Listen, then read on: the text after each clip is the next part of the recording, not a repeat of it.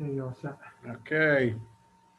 Now, when we want to go into executive session, we I'm gonna shut down the, shut off the tube. shut off the YouTube and shut off the record. Yeah. I'm not sure if you want to shut off the recording or not. Yeah. I think down here I can end. Yeah, you can end the recording. What does it say here? Stop recording. Yeah. So I would go up here, stop the live live stream, Yeah, and then, and then stop the recording. okay, That way, when I upload the video to YouTube, right. it won't show your executive session. All right.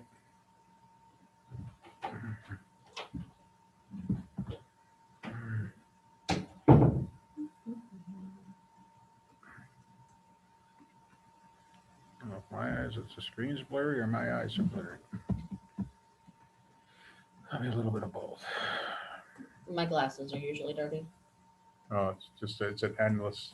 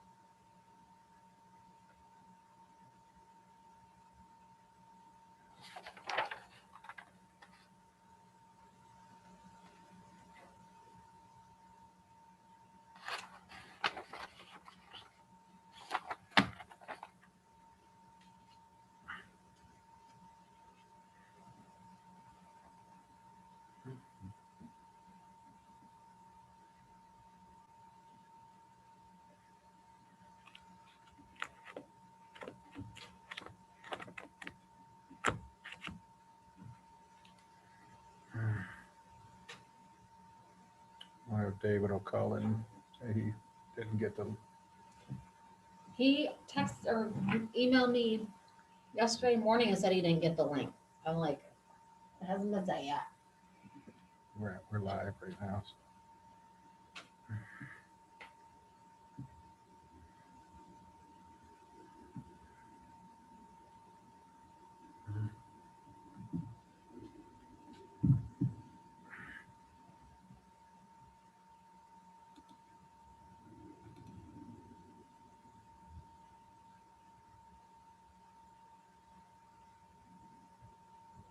Hi, Nick.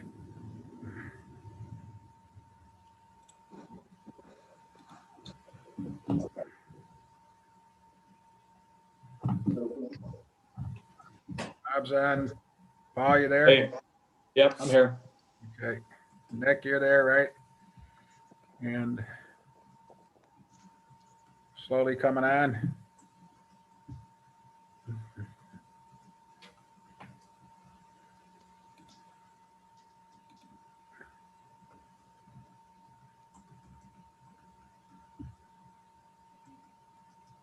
All right, can you hear me now? Vern, we got you. Yeah. Hello. Tim Richardson. Oh, he's connecting to audio. Okay.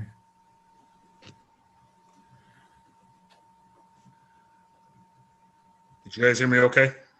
Yep. Okay.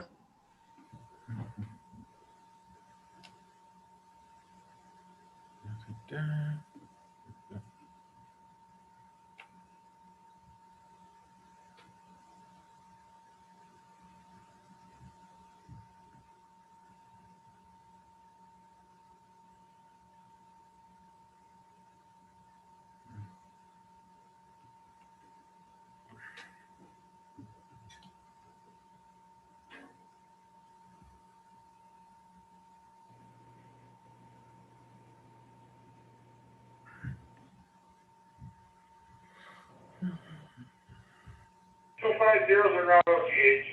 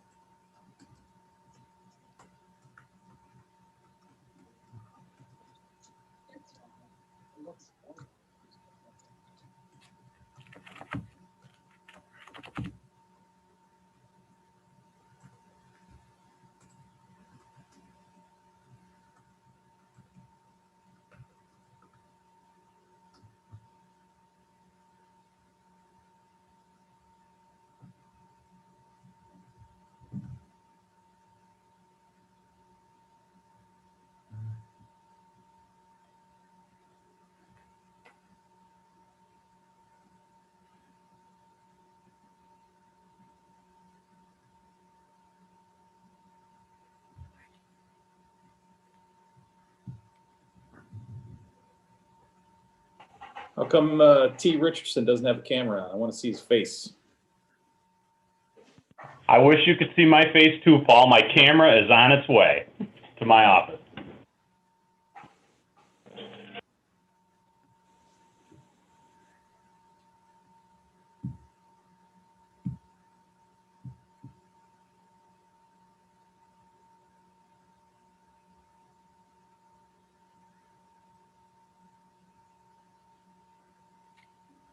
I can't wait to see the awesome face that I'm making on the thumbnail for the YouTube video this week. All right, what we got?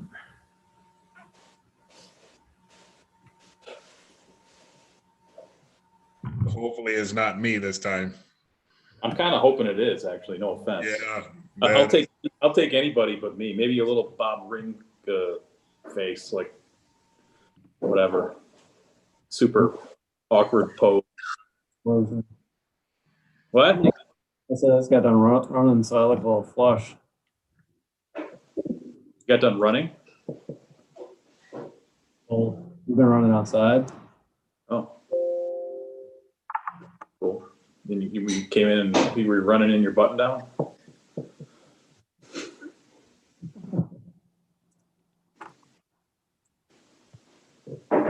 Using a beef and barrel beef omelet sandwich.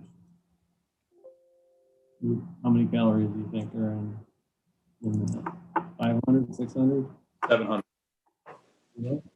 No, I'm just throwing that out there. I don't know. Everything. Oh, it probably is. Anything from a restaurant around that is about 700. That's just for the sandwich. Even without size. Depressing is if you eat at Applebee's and you look at the menu there, they put all the calories on everything, and it's just like, what am I even doing here? Yeah. Yep. Like the Mexican burgers, like 1,700 calories. Oh yeah. Varies, man. I don't know how they get that many calories into something that small. One of those pints you can make disappear in 10 minutes. 1,200 calories. Psh, nothing. It's all that butter and grease they use. No doubt. Lots of salt. 3765703. Are you guys able to hear me? What? Oh, you can hear me. Okay, I pushed my headset button and it hung up my T. Richardson.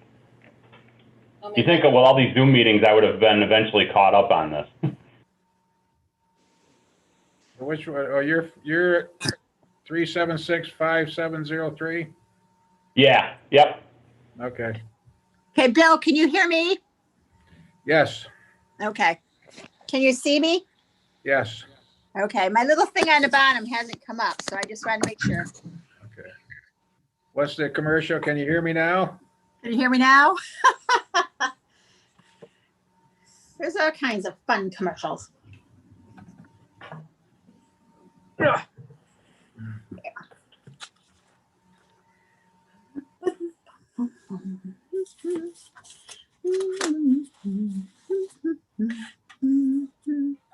Just waiting for a few more to connect.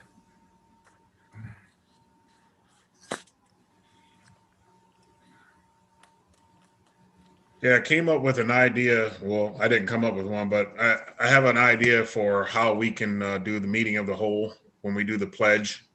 I went and watched the last 4 weeks of Buffalo's and what their process is. So I figured I'd somewhere along the line, I like to mention it to everyone when everyone's on instead of repeating. Easy solution instead of us all looking like kindergarten kids repeating the same thing and to hear the echo. I know. It's like everyone start together. Yeah, that's whatever works, whatever you think. I think that's a good idea. Okay.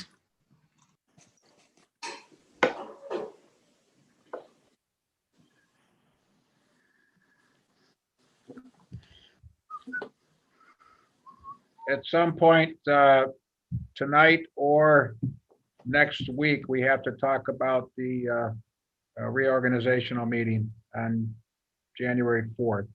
on how we want to do it. Okay.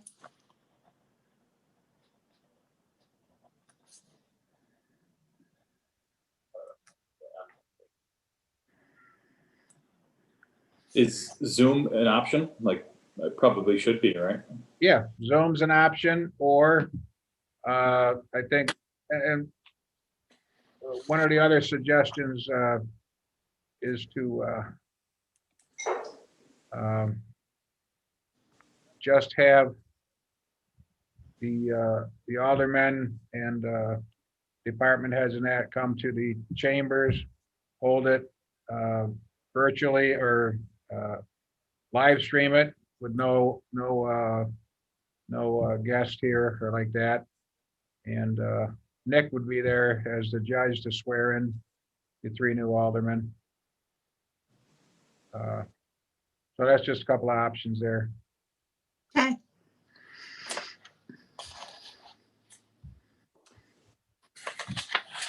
Well, I dodged the bullet. There it is, Bill. It's your turn this week. Where is that, on the live stream? Yeah, Or the YouTube? that's the thumbnail, yeah. Oh, okay. I'm glad I had my hair done.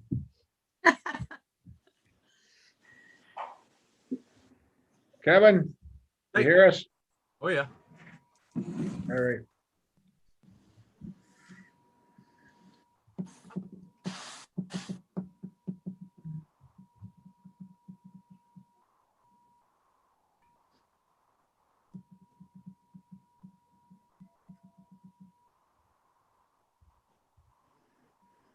Suppose nobody has a Christmas tree in the background. I have one behind me, but the door is shut, so you can't see it. I'm one room away, and if I opened my door and did this from that room, all you'd hear is kids screaming the entire meeting, and I would not be able to hear you.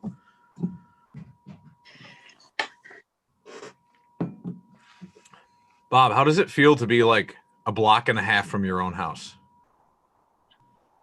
Pretty sweet. Yeah. That is the best. Like, I feel like it's an inconvenience. Like, if you had such a huge house that you had to walk a block and a half to get to where you do your meetings. I love it. I don't have a yard, but you know what? When for the world, being able to walk to the beef like in 30 seconds. Yeah. Go to any event, drink, and not have to drive home. That's true. Yeah. You're one of those downtown city residents. Yeah, about right Very, in. very convenient. One of the best places I lived was when I lived above Union News. It was Really? location. It is. Yeah, it was horrible parking, but it was a good location to live. Yep. Not a name Now, of- there's a couple couples I know that live downtown now, up over stores that they bought, and they love it. Yeah. Hi, John. Hello. Hello, everyone. Hello, John. Hey, Bill.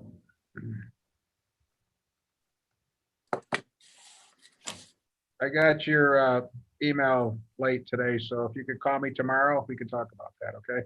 Sounds good, Bill. We're in arbitration all day today, so. Okay. Okay. That sounds like fun. Right, it's fun, right, Bob? Sort of like a root canal So, without the so, Novocaine. so for 2020's sake, I had my first root canal 2 weeks ago. That was a fun time. Did it Yeah. feel like arbitration? I've never been in arbitration, so I don't know, but the dentist told me that I have the longest roots he's ever seen. I felt privileged. Wow. Yeah, it took forever. He just kept going. Just kept going and going. It's like, are you sure they're not connected? Well, when Sure. your gums flap as much as Alderman Crawford's do, you really need the roots to hold them in there so you don't lose your teeth in the middle of a speech. I highly recommend Dave Lamb though. Not many dentists like to do root canals around here. They'll refer you to Jamestown or something, but he's at Valley View Dental on the back Buffalo Road, and he does them. And he's like, yeah, your root is like 30% longer than the normal human. I said, it's like my superpower. Yeah. Yeah. Hey, John, we always knew you were special. Normally long teeth roots. So does that make you extra sensitive? It does. This is going to be known as the comedy hour before the meeting. It's on YouTube. I got one more for Alderman Crawford before we end on that note. John, if you ever share your dental roots with some other woman, you will be in a root canal or arbitration with your wife. So then you will be able to tell us all about it. You lost me. See, No? we were good. Dental hockey, root canal. I don't know. We were good until there, and then you lost me. Okay, all right, we got got Dave? David. David, are you on? Yeah, can you hear me okay, Bill? Yes. Jason Hi, is Dave. We can see you. Jason Panis. is called in, perhaps. Jason, are you there? I got him up on the screen, but I don't. Oh, here we go. Okay. Yeah, Jason, are you, you hear us? Maybe he's not, he's got himself muted.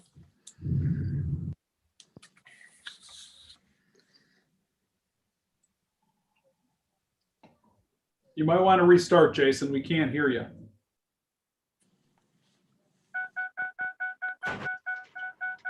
I hear something.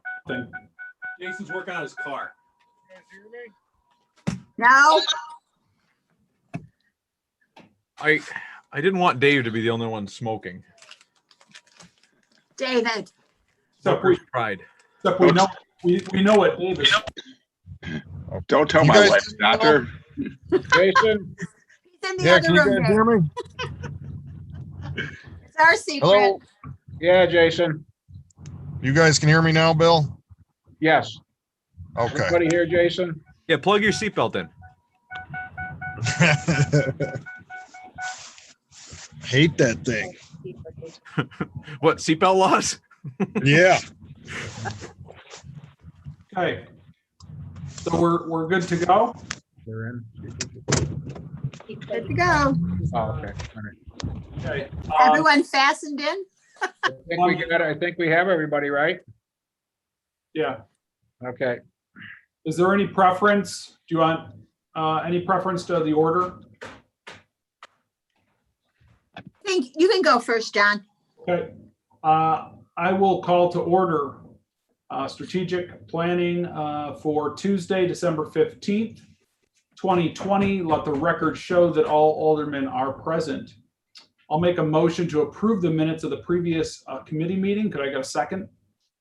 Second. Seconded by Alderman Witt. All in favor? Aye. Aye. Opposed? Aye. Motion carries. Unfinished, no unfinished business. We've got some new referrals for consideration. First up, I had asked Bill if he could just give us maybe a brief update on using our Zoom license for alternative city activities. And I know you've got a bigger plan in the works, Bill, but maybe you could just give us a short update. Yeah, I asked Christian Shawari to give me an update, and I will share this document with you. I'll email it out to everybody tomorrow. But just briefly, the John J. S. Community Center, the equipment has been updated so that they can start to do Zooming. There'll be live streaming Tai Chi, line dancing lessons. There'll be Zooming income tax sessions with clients.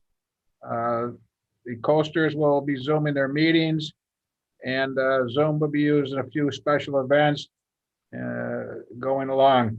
The Bartlett House Olean Point Museum virtual photo albums of Christmas decorations to be completed this week, planning on narrative turns or narrative virtual tours. So things are going well there. The winter programs at St. John's, equipment has been set up this week, and training to begin on using Zoom, planning and using Zoom for homework help or online story reading, trivia activities, movies, arts and craft activities. So we are moving forward, and I appreciate all the suggestions from the council, and things are going well. So more to come on that. So, okay. Great. Thanks, Bill. Okay, next we have our capital project update. I would assume this would be Director Ring. Yes. I'm going to share my screen, so just bear with me for a second. Let me know if this makes sense, if you see the beginning of the presentation. If you want me to zoom in and do more of a slideshow, what does that look like for you all? Looks good. That's fine. Okay.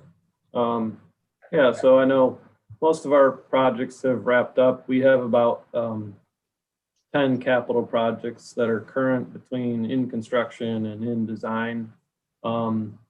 This year was a unique year because of COVID.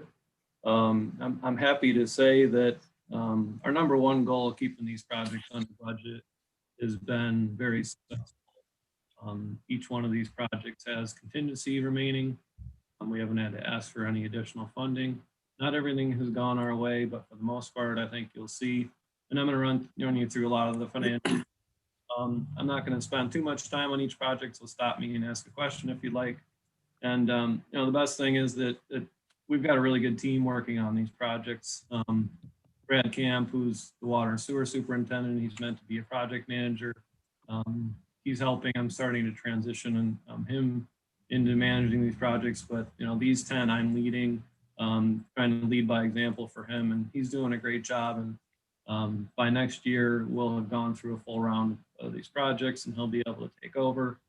Kerry Kerper consults on a lot of our projects and provides a lot of knowledge on contract management and seeker and things like that. And of course, Bill supports us on these, and we meet regularly. So jumping into projects, walkable phase 2. Our total project cost, you can see, was ended up to be 1.67 million with the design and inspection costs. Let's see, we ended up with a $1.33 million construction budget. Up to this point, most of the work has been on the north side of the bridge. We've spent $469,400. Roughly 35% of the project is completed. We started with a field change payment, contingency funding of 5% at $53,000. And up to this point, we've had some pluses and minuses. We're only about $1,000 into that contingency. We have a remaining, heading to the remaining 65% of the project at $52,000. Most of the work, like I said, on the north side is completed and paid to the contractor. Can I just say one thing? I think what you guys are doing with putting the cones out to try to train people to stay in that right lane to go straight, it seems to be helping. I've only seen a few people try to go straight in the other lane. So I think it really does make a difference. I saw Ivan out there moving things around today. So, I think that was a good idea. Yeah, we didn't, West State Street, we put out that flashing sign for almost a week prior. It was a big change. And this one, we didn't anticipate so many people, having trouble with the compliance, like with the being conditioned one way. And the police department helped us out that one day, but they were pulling over every other car and giving them a warning. But so we shut down that lane, and then now we're kind of stepping into the transition and changing kind of people's thinking over there. Right. Here's our funding sources. We bonded for, I want to say, 1.43 million. We reimbursed for 67,000 from DOT. They allow monthly reimbursement, and we'll get back 541,000 from them at the end of the project. And once the work is totally completed, we can reimburse from those other funding sources. That project is set to wrap up by June 30th, 2021. So the Stardust Arlen Pump Station project, you can see the total project cost and the breakdown between engineering services and admin services. Our remaining construction funds were, $621,000. Originally, the bid was over what we thought we needed for construction funds. So we had set some money aside, the council did, to act as a contingency funding. And right now we're actually between eliminating some things. We had some reductions in change orders and additional costs. And right now our construction budget is $646,000. So we've added $9,000 to contingency. There was a built-in contingency into the grant of $25,000. So that money is still there.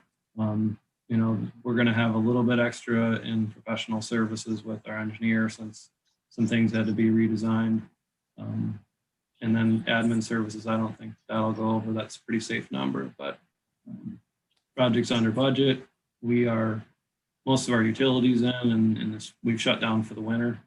That project will start again in the spring to be completed by June or July. There's a breakdown of our grant funding there with city match. All that money is accounted for. It's in a capital fund, and we're in the process. We just took our first billing from the contractor for a total of $147,147 that you can see down at the bottom. And we're going to submit a reimbursement. That'll be 100% reimbursed as soon as we can work through those details with the granting agency. Fluoride well house improvement project. This project has been pushed to the spring. Kinley was a low bidder on the project. They got backed up between COVID and school projects and things like that. So we agreed with them. They held their price, their construction price. They asked us if they could start the work in the spring. We've gone through 3 change orders, but those were all reductions in the total project cost, exploring just some value engineering and their ideas to save some money based on what they bid on. And we built that contingency up to a comfortable amount. Before the change orders, it was closer to $15,000. So we built that up to $41,000. And we're comfortable with that going into construction, that we'll be able to keep that under budget. This is a 100% reimbursable project. We've only reimbursed for design. We've only gotten so we are reimbursed for this project quarterly. And there's not a lot of progress to report, but we're also in a solid place budget-wise. The Washington Street water line project. So we took out the original $1.35 million bond. When we bid the project, that bid was the number you see as the construction budget, $1.1 million. That left us with a $203,000 surplus. Now, I don't want to call it contingency because from what I understand, that's funding that we would have to ask the council to spend. We build our contingency in with a field change payment, which is 5%. Let's see. And the green number below, so our projected construction cost for phase 1 is actually going to be $38,000 under budget, and that includes some of the field change payment. So it would have been $47,000 in field change payment. So we used $9,000 of that, but that's what we're thinking is going to be owed to the contractor in the end is $1.06 million. The work is completed except for the mill and pave. And when John talked about his presentation on Lawrence and 4th and Washington Street, we verbally agreed that that money would come out of the surplus funding. So out of that 1,000, I think we're estimating that work to be about $70,000. We've been billed from Dan Long up to about 55,000. So once that work is fully billed, I think we'll probably approach the council with a resolution that transfers money from the $203,000 into the allows us to spend that as part of the capital fund. And I'm working on the estimate for the other streetscape improvements that we talked about with the tree additions and the bike boulevard and perhaps signage. That would be in addition to the original $70,000 estimate and would come out of the $203,000. I'm expecting that to be no more than $30,000 for all that work. So Bob, can I ask you a question, please? Yeah, sure. So we are still waiting on when you say the mill and pave goes from where to where? So is North 4th Street getting mill and paved as well? Yes. Can you give us kind of the start and ending points? Because I've certainly gotten a lot of calls, and I keep saying, well, to my, North 4th is going to get mill and paved, and then Washington down to 10th Street. That's phase 1. And then can you tell us a little bit about that? Or we'll mill and pave from Sullivan Street on North 4th Street. We'll include any kind of disturbance. The water line is in the middle of the road there, so we'll go into the intersection as much as we have to, depending on how that pavement is, and we'll mill and pave all the way down past the stops where those intersection improvements are. So that'll be smooth. We'll put down new tape. So all past Lawrence Street, we'll mill and pave down. So you're not going to go all the way down to the end of that street, right? Correct. Okay, and then from that intersection, so all of those improvements, $70,000, that was for those upgrades to that intersection, right? Right. Okay. The curbing, the sidewalk work, the tree work, seed, and so on and so forth. Okay. All right. So, I have a slide on phase 2 and the construction budget, which we already have a bid on. This is work on Washington Street from 10th to 15th, which includes a mill and pave, is $789,000, which makes for, if you jump down to the bottom, total project cost of $1.95 million. We're working with EFC, our granting agency. We don't have a financial closure with them, is what they call it, meaning they have all the information from the city that allows us to do reimbursement. We have obviously the $1.35 million that we bonded, which will pay for phase 1. The grant will pay for all of phase 2. And what we're waiting on is an updated design report. I've been working with Hunt Engineers on that. They did the original grant application. We have to update the seeker to cover the additional project scope. So the original project scope just covers Washington Street from 4th Street to 15th Street. So what we're going to do is just pass a whole new seeker at a council meeting coming up here soon, perhaps as early as next week. We'll just cover the full scope, and it'll still be a type 2. Some of it's a historic district.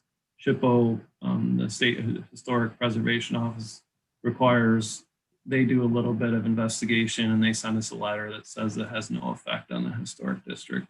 And we're kind of waiting on that, and they're having struggles with delays due to COVID. So I'm hoping that won't hold the project up, because our contractor wants to start in March, and we've asked them to pencil us in to come in and do those last 5 blocks, and then they can mill and pave the whole street. And we're hoping that we'll be one of the first projects on the paving schedule that opens in May, and hope that project will be wrapped up in June.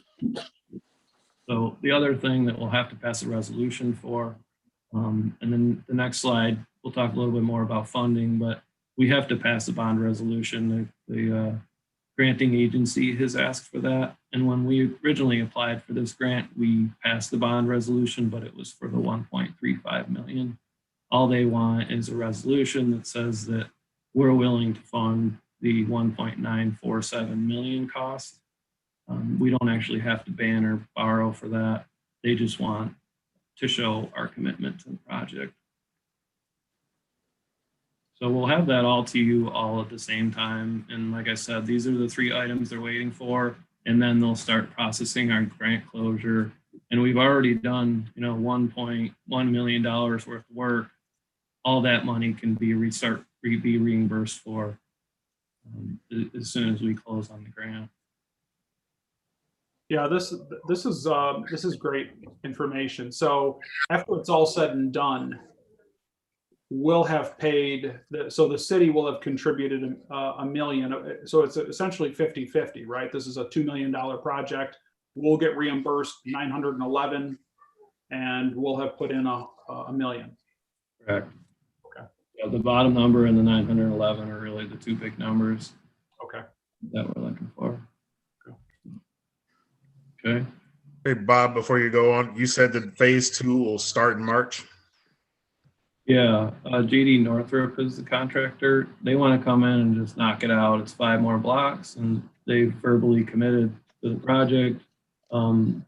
If the council, needs to have any additional information, I guess let me know, because these resolutions will start coming up, and I think, that'll be your commitment to phase 2 of the project.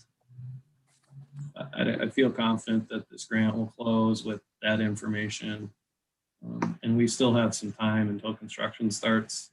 We're not 100% guaranteed we have to do the project starting in March in case something comes up. But we've had multiple meetings on this and feel comfortable we have a path forward. I guess one request that I would put in to the mayor or to you is to work with Fred to get an update, really as it relates to all of these various projects. What is outstanding in bans currently? Usually we try to have that discussion, I think, once a year or a couple times a year. What needs to be turned into a bond? What do we have currently in bans? So it sounds, I believe we have a ban on that 1.3 million. But just if we could get an update on that, that would be helpful. If I can interject here. Yes, John, we are working on, right now, Fred is working on, and it'll probably be our first work session in January. We will upgrade everybody. We've got a couple of short weeks coming up here. So we just have next week, and so it'll be the right around our first work session in January. Fred will have all the numbers and all that. We'll have projections and all the numbers for you. Thanks, Bill. Next project is Square Entrance project. I want to say May last year, you all allotted $125,000 for the project.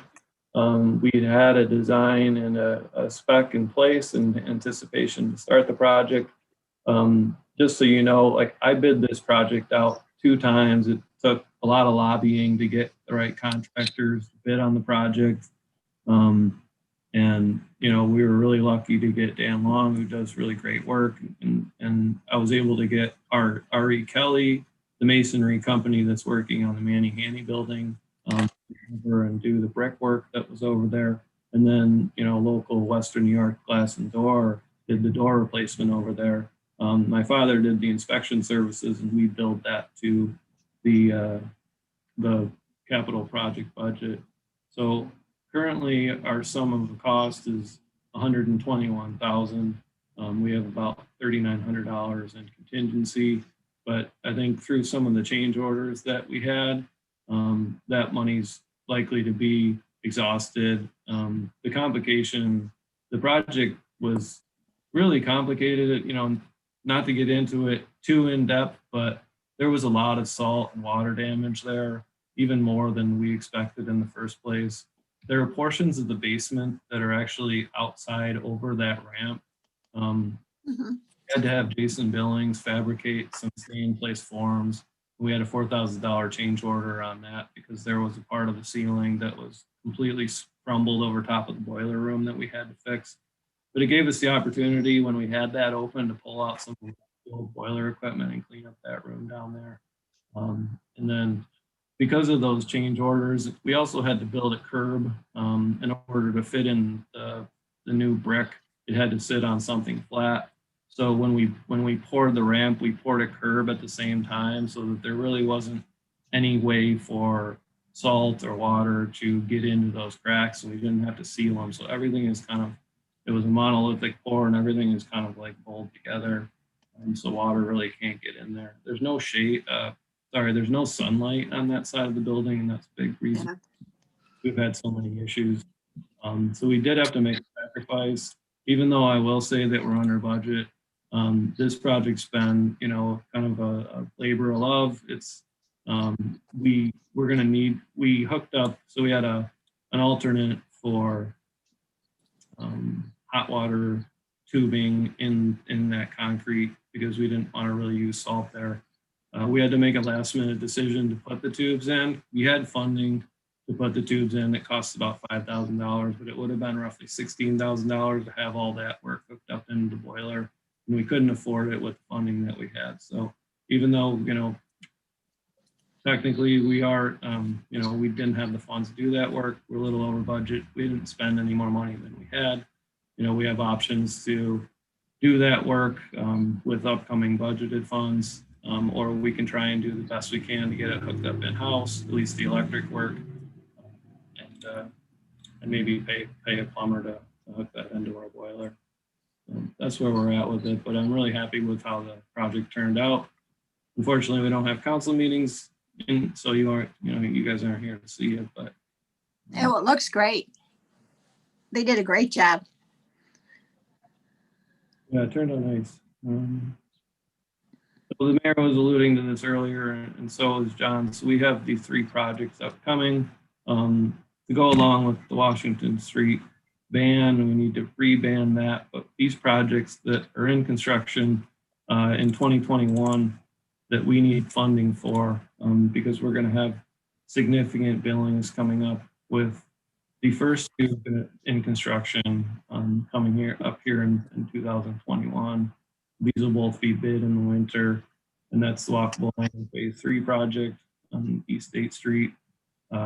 We've talked about this a number of times. Our total city matching funds are $165,000, and we're recommending that we borrow for the entire cost of this project and the entire cost of the North Union Street project, because that's DRI funding, and we're anticipating some time before we get fully reimbursed for that.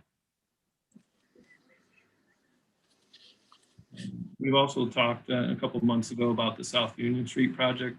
I have some additional slides on that. What I'm proposing at this time, that's a 2022 construction project. These projects take about 18 months from start to finish, which means we need to start the design phase of the project.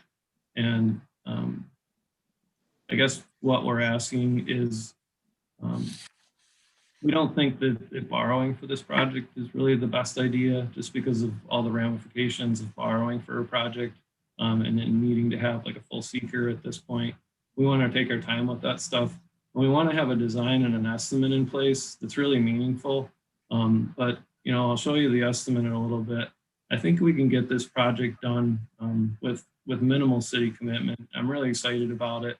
But for now, I guess we would ask the council to commit to $150,000 of design costs. The city would design the remainder of the project. A project like this may have a $300,000 or $350,000 design fee and a very similar inspection fee. We're going to try to do our best to convince the state that the city can design and inspect this, based on my experience with working with DOT. But we just need to kind of get started with it and show them a design report for the project.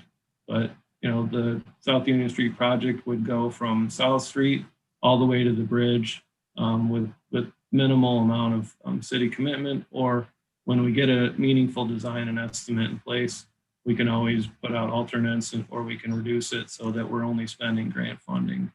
We have $1.4 million in GRI funding for the project. Hey, Bob, when you talk about the inspection, what is some of the lessons learned, I guess, coming out of previous, it sounds to me like you're trying to keep inspection in-house this time around compared to other streetscape projects. Is that true for Walkable Phase 3 for East State as well? Is that something that you're talking inspection in-house, or would we go with an external firm? No, and that project has federal funding, so unfortunately, they have a very complicated, large manual on how their projects have to go, and they require that inspectors are level 4 certified, DOT certified. So for that project, we're going to be paying inspection costs. But the East State Street project is 2.05 million, and it's about 3/4 as long as the South Union Street project, and we can do the South Union Street project for cheaper with us doing some of the design and us doing the inspection. That's how much it costs, and you'll see on the next slide. I just jumped to another project, but it'll kind of make my point. The pedestrian safety action plan, section improvement project, that this has been about a 2-year project just because of when we were awarded the grant to when the construction season fell. This design is all in place and ready to go to bid. It's 100% funded, but we were awarded $330,000 and our construction funds are $197,000. So you can see that, a huge amount of that is going to design and inspection, and that's a requirement of these grants. I mean, it's free money, but you can just see that these paying a private firm is very expensive, and I think the quality control of it is we can control the quality control better with our own city forces, in my opinion. Project locations are there below. East State Street and Front and Roland Avenue are both bid alternates. There's, let's see, the RFB at Main and Center Street and the RFB at the trail crossing at Constitution are in the base bid, and we're confident that that'll get funded. And then the Washington West crossing, and then one at North Union Street and First Street is another unsignalized intersection improvement project. Good. Where is the West State Street? West State 7th Street. Is that not under this? Yeah, I really don't have an update for that project. I just jumped to the last another slide, and Oh, I'm sorry.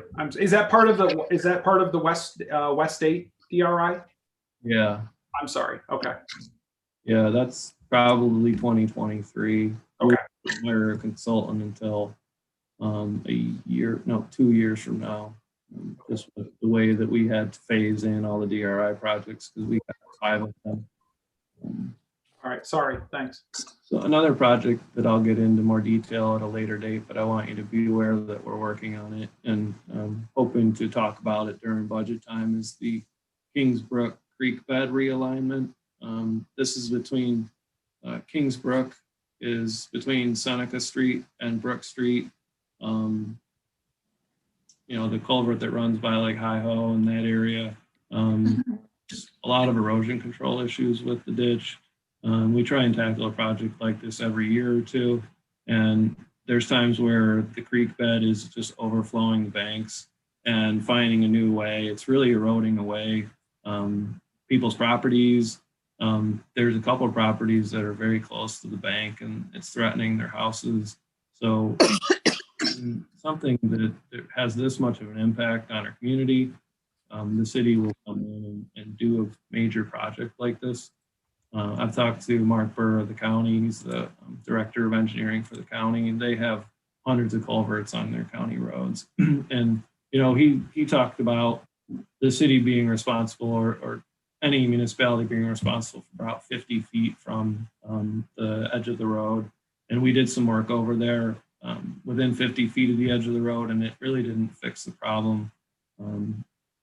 If you can picture the area, if you go downstream, the DEC put in a concrete channel through that area because it's so close to properties.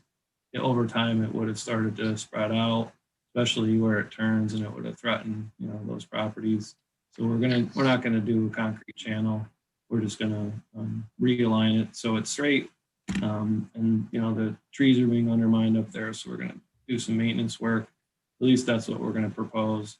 We're going to take a permanent easement and put some riprap up and erosion control work. But I've got that project in engineering. They're just completing the survey, and then we'll start talking to the new city attorney about easements and trying to fund the project. Is that most likely going to be funded internally, or is there DEC grants, or I don't know, some sort of environmental grants that would help us with that? I don't know. I mean, Bill asked me that question, and I'd call into the DEC to ask them if they'll help. I don't know, or my guess is they won't, but we'll certainly try. Right. Bob, when we did the culvert over on Genesee Street, I know the county, they had equipment that we used. Is that a possibility that if we got into that phase of it, that they would be able to help us? Yeah, I think definitely we'll do whatever we can to keep it the lowest cost possible. We still don't 100% sure what we're up against, like a full survey, but yeah, we'll explore those options before we bring it to you another time. Okay. Good. So the Oak Hill Park project, I know that we need to get together as a planning team. So Plywood Studios, they're working for Olean Theater Workshop. They're going to start working in winter of 2021. So we might want to follow that same timeline so that we can, again, it being a historic district, a national historic place, there's a lot of implications with seeker and SHPO. So we really need to finalize that scope and budget and get together. But there's not a lot of progress on the project since last time that we talked. Again, the South Union Street project. So this project estimate is actually closer to 1.95 million. The way that I'm looking at it right now is 1.4 million in downtown revitalization initiative funds, 200,000 out of sewer, and then this isn't quite right. Some of this would be the design funds as well, and then you'll see in the estimate that there's a contingency built in, and we can work with really any number to try and kind of get where we need. But our next steps are to hire a consultant. If you all are willing to fund that design, so our survey has just been completed in-house, and then we'll submit a report to the state, and we'll get answers on whether we can do the inspection, whether they like the design, and what capabilities there are for the project. There's, again, West State Street, there's no real work to report. The gist of the project for South Union Street, and I actually I'm going to pull up some of the concept design that I have in place. To the left is the State and Union Street intersection, and then Lincoln Park in the middle area. In Park North, that's going to be the start of a 10-foot wide side path project, the State Street project that we have going down to Berry Street and meeting Wharvettes Park, which will hopefully eventually tie into the Front Street project, and we'll put a side path there. That'll tie into Walkable Land Phase 2, which will tie into Walkable Land Phase 1, and that'll build our downtown loop. We think it's important to connect this down to Lincoln Park, connect this down to our Green Street neighborhoods, our Irving Street neighborhoods, and Seneca Heights. A fully shared use path, recreational trail, comfortable enough for kids to be riding on it. As you can see, if I zoom in, what I did is that, I designed a median through here. I put in as many trees as I possibly could. There's a huge right of way through here. There's a ton of room. I moved the curb in, and I built 10 or 12 foot wide sidewalk where I could. And, when you ride down this trail, I imagine it is feeling like you're riding down like the middle of a park. And if you look at the street now, it's just this huge wide monstrosity of a street. And it doesn't need to be that wide. We have to pave that. We have to salt that. We have to plow it. And even though we talk about the maintenance in North Union Street, it's far less than what we pay. And you've seen the budget numbers for salt and things, and overtime now, like literally, it's far less maintenance to eliminate as much pavement as we possibly can, and build this path that could be part of the Allegheny River Valley Trail. So here it is going south. with the median regular intersection at Henley Street. So at the Irving and South Union Street intersection, there was a fatality at one point crossing this intersection. I'm recommending that we put an RFB there, an RRFB, the flashing beacons like we have downtown. Right now in concept, there's a potential to have a roundabout at Green and South Union Street. Again, if you've ever walked or driven down this street, speed's a major issue. It's 35-mile-an-hour road. People just kind of came off the highway, and around in the gateway is just going to change minds. I think it's going to look great. It's going to help Reeds look great, and I've talked to them, and they're on board with the project as long as we can get them some parking out in front. They've been really receptive to it. I've helped redesign their entrance into Reeds and adding some trees in there. But I really think this is the way to go to slow people down for the whole length of this project. Be quieter and safer, and anybody who's that trail, that path, will have a better experience. And then I completely agree with that all, Bob, by the way. I think that intersection it's very heavily pedestrian trafficked. And the Green Street traffic coming to and from is significantly less than the north-south traffic, and I think a roundabout just makes a ton of sense there as opposed to a light. You can sit at that light waiting to turn left onto South Union Street for 5 or 6 minutes, and with a roundabout, it just makes a ton of sense. And the amount of people from all over there that are walking to Reeds, from Green Street or from Seneca Heights or wherever, not to mention heading to the farmer's market. This is such a slam dunk easy, yes, for me, 100%. I think it would make it much easier and safer for kids going to walk to Franchot. I just think it would make it safer. They could ride their bikes, and it would really, improve their quality of life over there. Yep, I absolutely. think it'd make a big impact. I like the idea. I've always liked the idea of a roundabout at Green Street. Aside from my little joke about drug dealers, or like the old Polish joke where they don't sell drugs on a corner if there's no corners. But if you put that in, I do have a feeling though that a lot of people down there are going to do what a lot of people do at like the Sullivan Street roundabout, where they just kind of there's a crosswalk back off where the corner used to be. And I have a feeling you're going to see them crossing 10 feet closer to the roundabout than where the actual marked crossing will be. I've seen that happen a lot by Rite Aid and the Chamber. And then to get to my next question, though, is when you get to the South Union Street bridge, if you want to move to that slide, there's going to be not much of a change that will allow for, because they get a lot of deliveries down there between A1 and Union Sales, and even the Kellner and I don't know how many deliveries they get over at Al Lemons, but I just want to make sure we're still accommodating for those folks too. Yeah, it's a good point. I certainly thought of them when designing this. Both sides of the street under this design, will have an 8-foot wide sidewalk, which is wide enough, for bikes and pedestrians.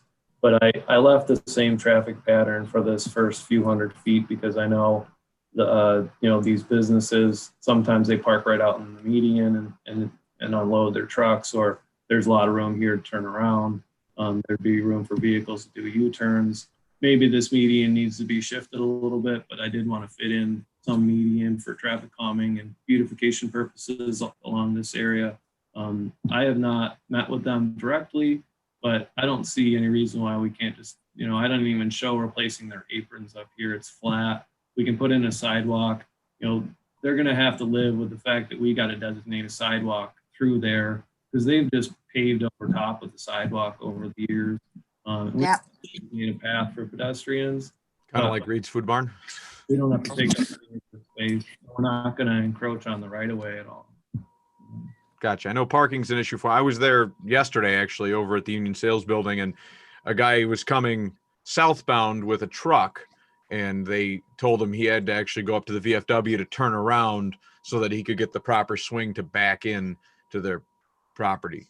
So to unload the truck. So it's just one of those things that like, that's why it's readily in my mind, and I thought about it, so. Okay, yeah, I'll certainly meet with them if, we move forward with the design on that.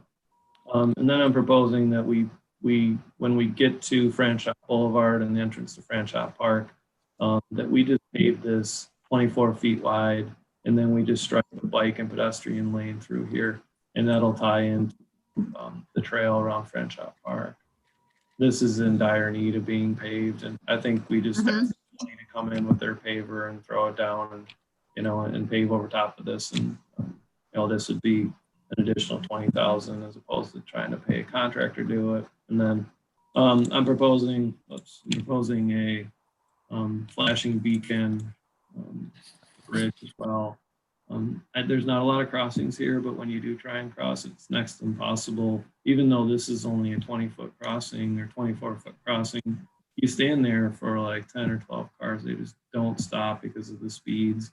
And I think that's a great reminder that right here is where you're getting into our downtown.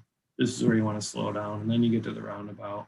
I think it's an important part of the design, but it can always be pulled back if funding doesn't allow.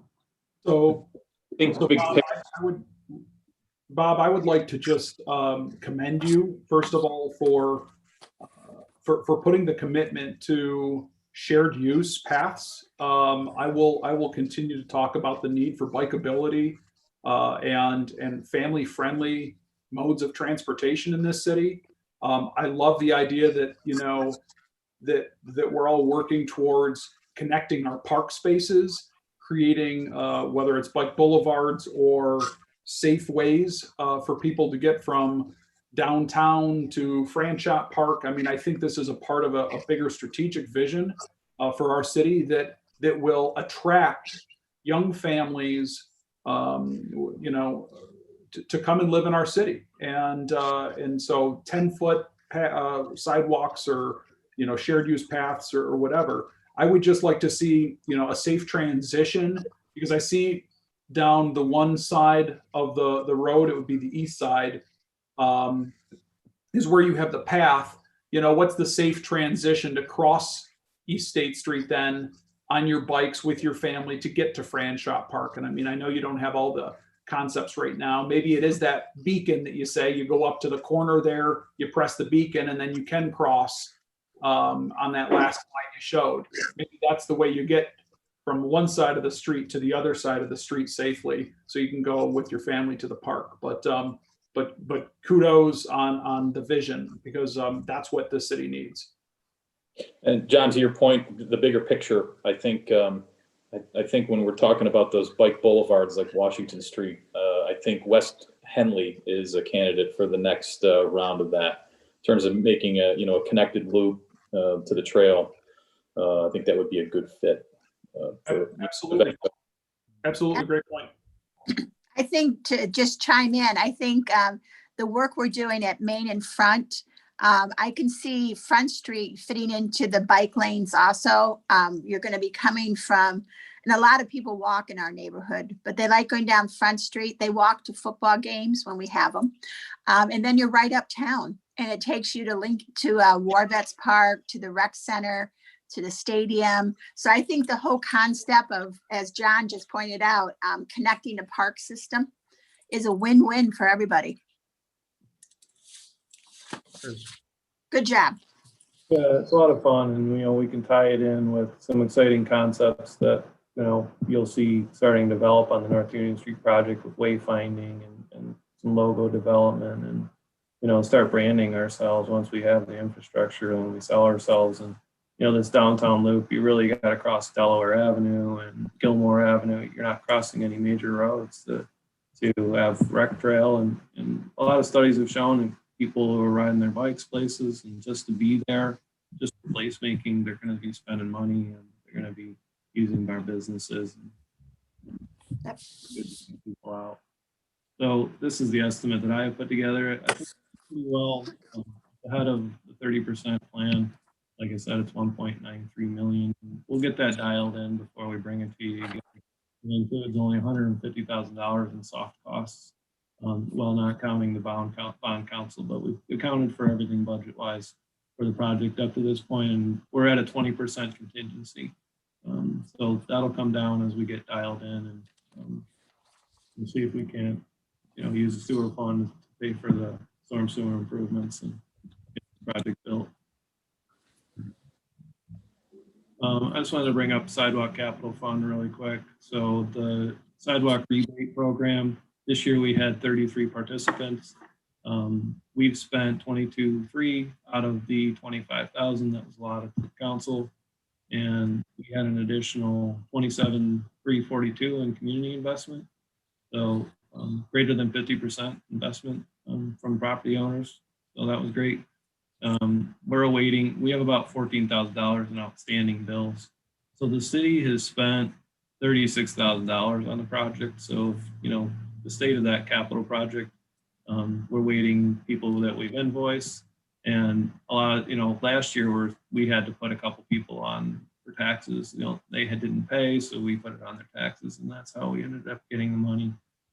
So sometimes there's a delay in that money coming in. That's why that capital fund goes negative. Sometimes that's just the way this program works. We talked about having people pay up front, but I think people like using our contractor because they don't have to pay up front.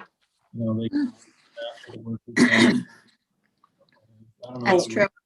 I think this is incredible, and I mean this is part of the vision that we all shared in, if we put a little skin in the game, people will, step up and invest in their property and that they probably otherwise wouldn't.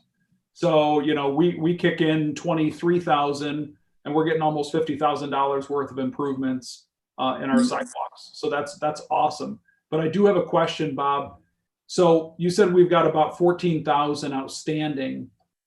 Do you recall, and this is something that I'd be interested in tracking, like the way we track bad debt. So out of that 14,000, you can put it on people's taxes, but it's my understanding that the county, that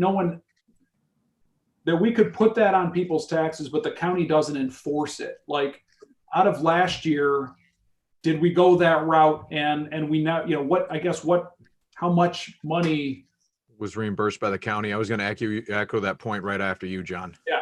So how much actually does get collected and reimbursed to us? Or do we end up having to write it off? And if we end up having to write it off, then we should shift our mindset to prepay rather than doing waiting on them to pay us. Because that's why that's negative for a while.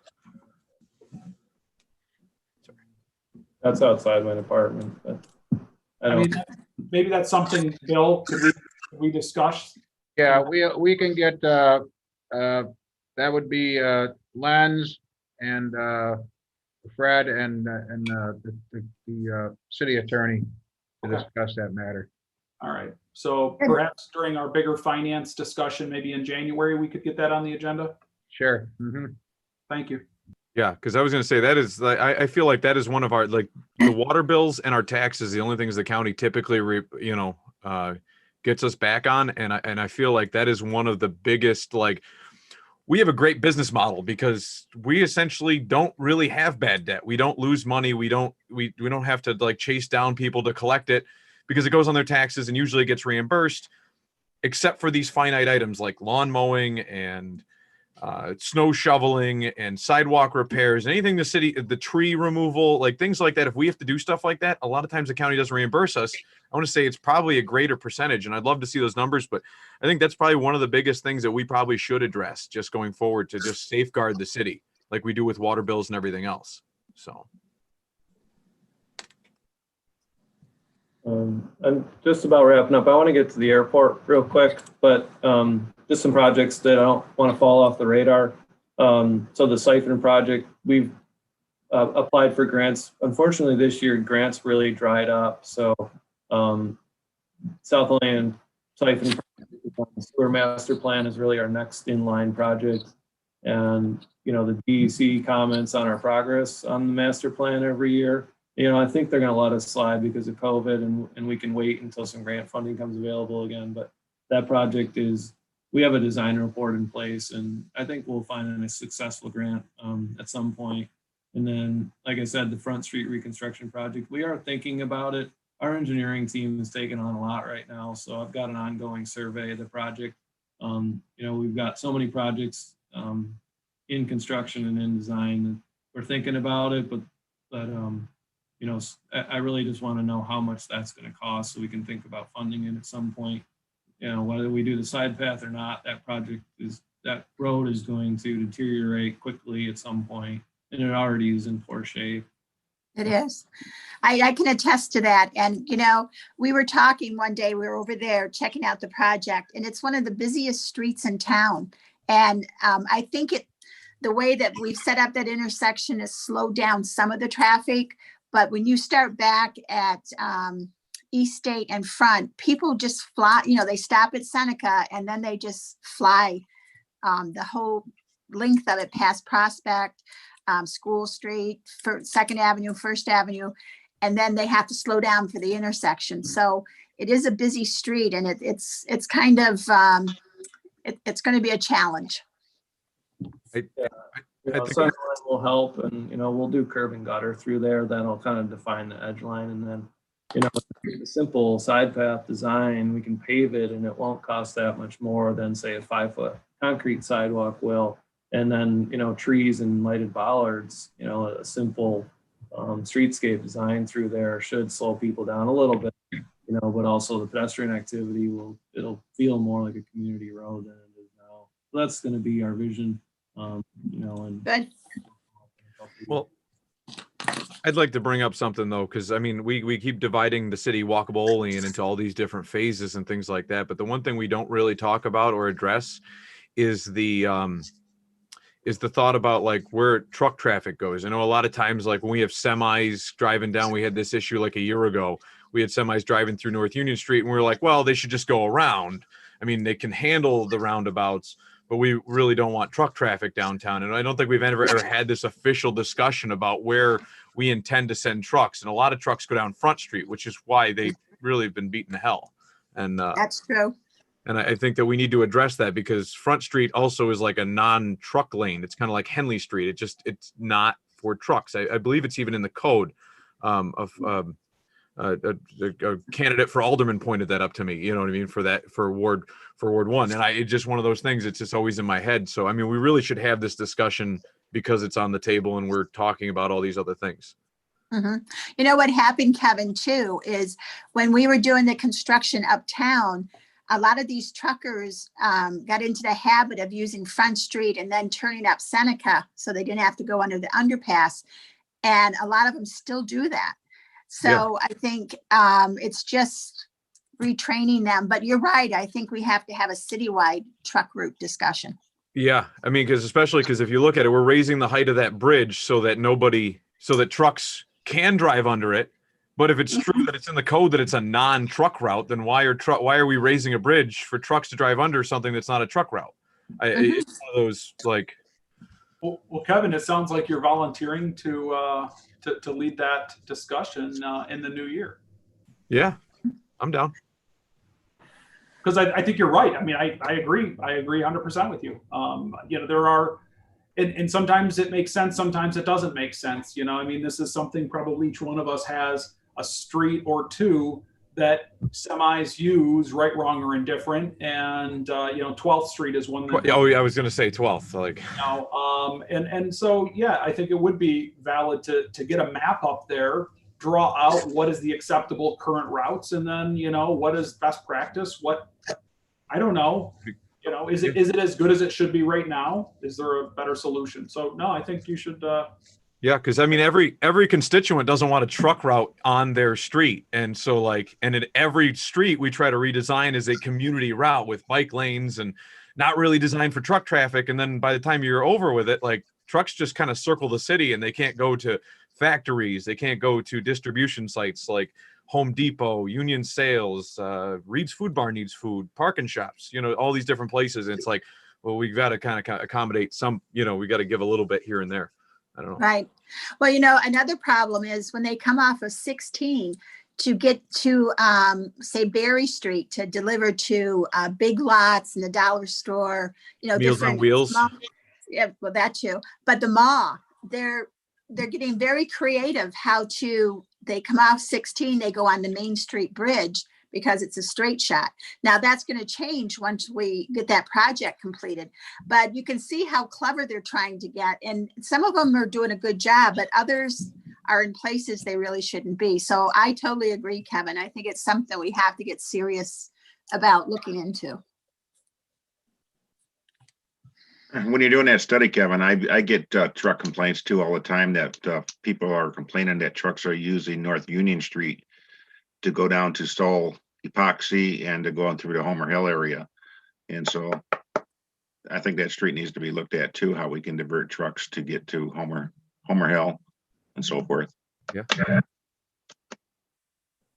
Hey, Bob, we got a project in January. I mean, it's changed a lot. I mean, there's so much online shopping. If you buy a washer and dryer, they bring a 57-foot tractor trailer to your front door and they drive on our roads and it's not good. Right. The roads at all, but so I know we had this discussion. It was very unpopular a couple of years ago. And it's hard to try and control where trucks went, and we kind of backtracked on it. But yeah, street underpass is going to be a big part of diverting some of the traffic that goes east only and down that way, and make multiple truck routes perhaps. But we'll design Front Street so it can handle truck traffic more than likely. I sent you the facility needs report today, so take a quick look at that. Updated projects. Some of it has to do with the hazard mitigation plan that's next on our agenda. We got to have a meaningful discussion, I think, about the city garage replacement. And I have some pictures in there and some updated data and information. The last project that this is,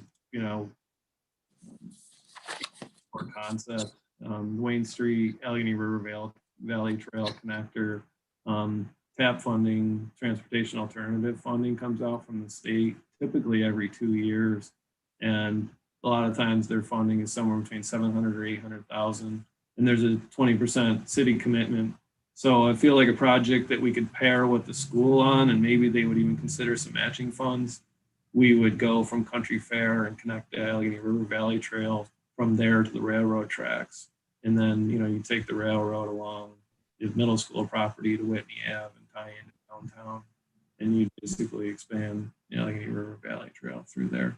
If you go on their website, that's where they show their concept of that project being expanded. But one that's I got a question regarding the city garage. I didn't have a chance to read your full report because it was so long, but you were talking about possibly replacing the fuel pumps underground. They haven't been replaced since 1986. Yeah. I don't know the answer to this. Just a quick question. Would it be more feasible to disconnect those fuel pumps and use WEX cards and go to the gas stations to get our fuel for our city vehicles? I think that's been talked about before. Do you get a tax adjustment on there? You get, tax-free gas costs for there. I know some multiple options have been talked about. And typically in our fleet committee, we talk about that. But yeah, we had talked about disconnecting it a few years ago and having a shared service with the county, because they have the gas just down. Street. Yeah. Right. Yeah. That was one of the ideas. I would almost be in one of those discussions just because I don't know. I don't know. I've always been against removing the city garage from where it's located at, just because of cost and things like that. And maybe in 20 years it gets moved, but I just don't, with the new water and sewer plants and think, you start upgrading all these other facilities. That's the last one, but it took 20, 40 years before we replaced the sewer plant. So I don't know if you do that today, given that we just finished, the sewer, and find some shared service to kind of bide our time a little bit, another decade or so we can find a good plan for that, especially with the mall is a big piece of real estate that who knows what that's going on with that, We don't need more big empty spaces uptown. True. I've got a quick question, Bob. What did ARVT stand for? Allegheny River Valley Trail. Thanks. But there's a lot of information out there on the city garage and potential with developers at brownfields and other things. So I think we got to get into a more meaningful discussion if, Bill and Carrie and I can get organized on it and come up with some thoughts. I did want to get into the airport briefly, and again, this may warrant a secondary discussion, but I wanted you all to be aware that it's not that we don't have a plan there. We do have a plan. We're trying to operate it at with the least possible costs.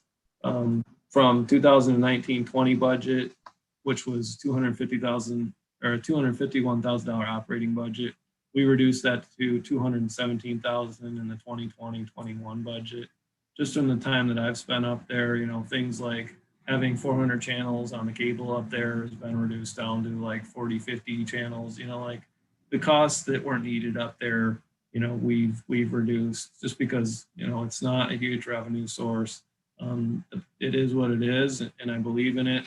But that's why our projects, and even though our project budget has gone down, we've still been able to do projects through grant funding. We used the funding for Cattaraugus County over the course of 2 years to replace a pump that was failing in our fuel pump in the actual injection system for the unleaded gas. And then we put in a new card reader for people who come up and pay with credit card to get our fuel, which is a revenue source. We have 100% grant funded project through DOT. The forced air unit in the main hangar is 20 plus years old. We're going to replace that.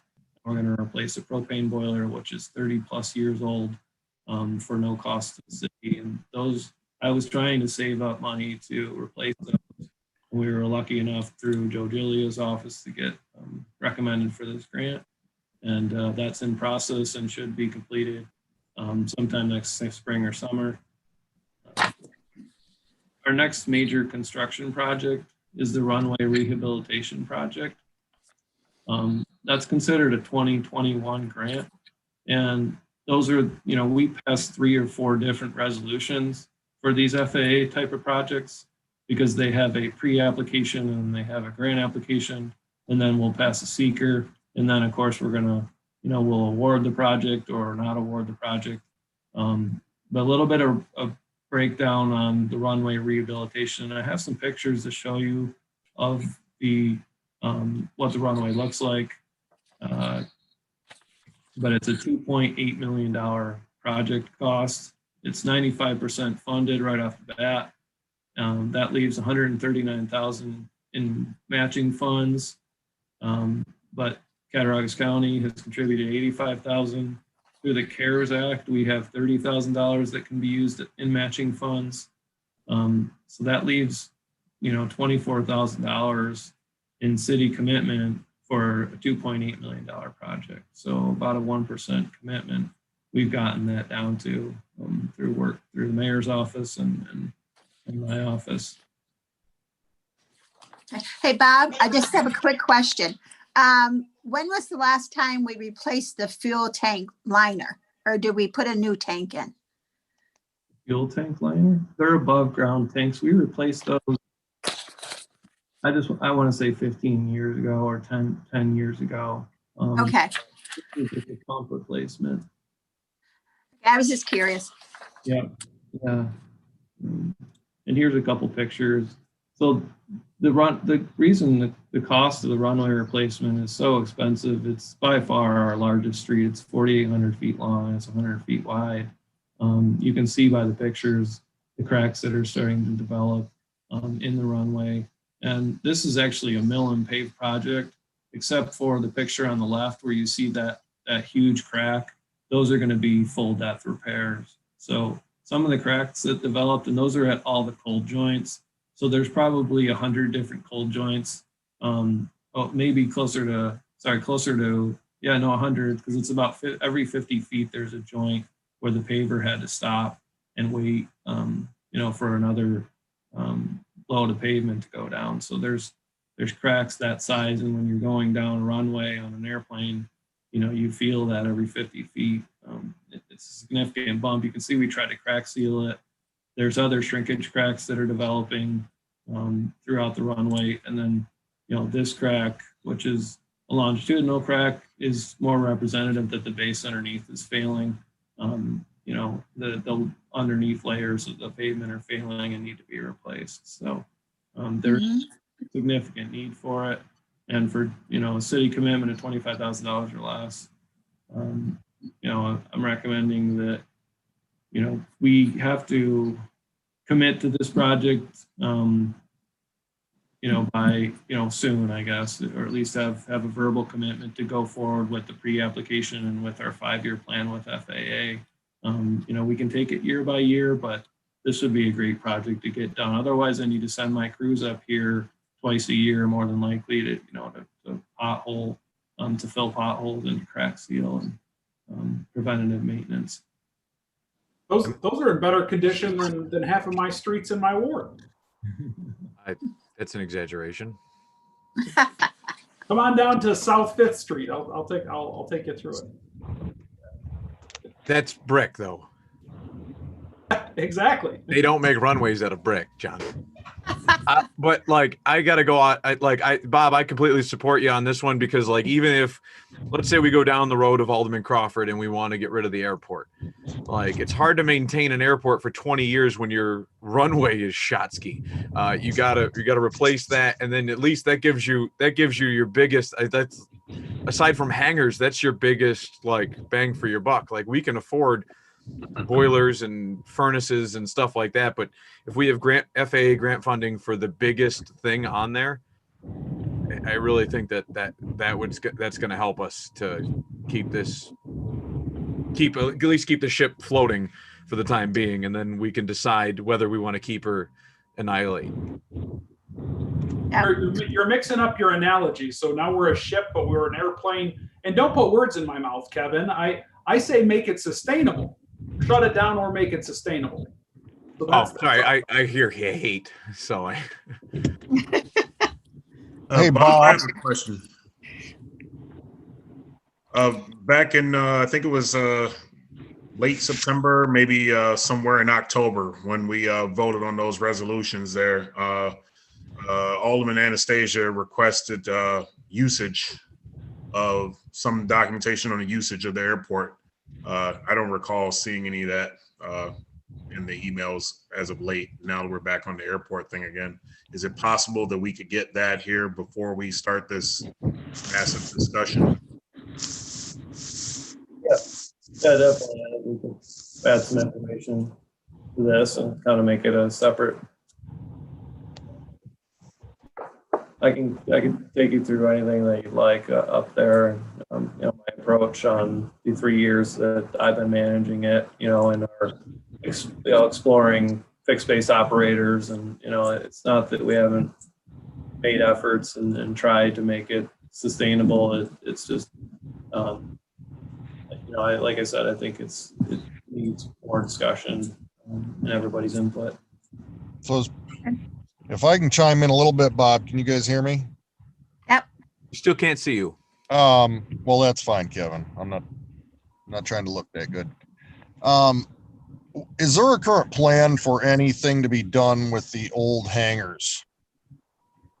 I know they've been in rough shape for many years, and I think there's a current situation with the pavement around those. Are we kind of avoiding those for now, or do we have a plan to rehab or even replace those, Bob?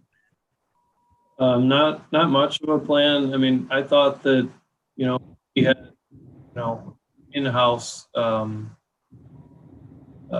crews available. We would just try and go up there. There's paint issues. Whatever the paint that sticks to the tin is started to peel off, and it needs to be power washed. It needs, the base needs to be addressed, like you said, but it's going to cost a lot of money, and it's just not something that we've been willing to fund. We do get complaints here and there for people that use the hangar, but the hangar's always been full. We charge a little less for that hangar. been full, and we don't want to lose those people. We don't want to, even for 2 weeks, we don't want to send all those people out to do a project. So that's been a hindrance. It's just finding the funding and having the right plan in place. Bob, Now, are what, our hangars heated? No. No, okay. Are there any, whatever we got into as far as the project to put in the new hangars that are there, is there anything like that that can happen in the future? I mean, that was some kind of joint venture with Alfred or something, wasn't it? That got the cost down or something? I don't know. I mean, that was a DOT grant. I don't know all the details of the project, but we talked about adding more. But are you going to get your money back for the amount? There was talk when I came in of demoing the old T-hangar. Mm-hmm. I mean, I know they're still desirable. They're still, I think they're full, right? We always have a waiting list to get in any of our hangars. Right. And my dad would shoot me, but I have to say it, and I guess I would just be interested to see how it compares to other airports of our size. The rent that we collect on our hangars seems just, and this is, I don't have anything to base it on other than just, it seems to be on the low end. We're just below break. We keep it for a reason so that we're at full capacity. Last year, I think we raised it 10%. I might be wrong on that number, but seeing it another 10% is maybe a few $1,000s in revenue, and that's not for nothing, but it's not going to solve our sustainability issues. I mean, and it may be even possible to now. Granted, you'd need a product like the newer hangars. But if I look at our rental rates and I think about, I mean, we're people are storing airplanes in these hangars, yet the space that's there and what they pay for rent, I don't think I could rent a storage locker in town for what we rent those at. Yeah, that's just my input. Like I said, my dad probably won't talk to me for a year. And when he finds out what I'm getting at, but the old hangars, I can see it. I mean, they are beat up, they suck. But I think the new ones, the rates we charge, I think they're going back a long ways. I'd like to see how they compare to other places. You've got folks that are storing airplanes. These are high priced, high end machines, and the place you store them in should collect high end rent and provide a high end product. Right. And to Jason's point, I mean, if we have a waiting list, and again, if we're investing money on something, and I have no idea what it costs to build a hangar, right? But does it behoove us to look at expanding our hangar services if we have a waiting list? Where it seems to me the only way you make money is if through gas fuel sales and hangar space. I mean, and I'm sure you've looked at that before, but I don't know, is it worth doing an evaluation on that? Sure. We did raise rates, and this is the right time to be talking about it because you approved rates increases at budget time, so we can look at. So something else I think is to be in there too, Bob. Because I'm close with some of the folks that work up there. My dad keeps an airplane up there. He has my whole life. And people that, now granted, I don't think we should do it to the folks that are based out of our airport as like the courtesy, but folks that come in, businesses that come in and use that airport, as far as I know, we don't charge any landing fees, stored tie down fees.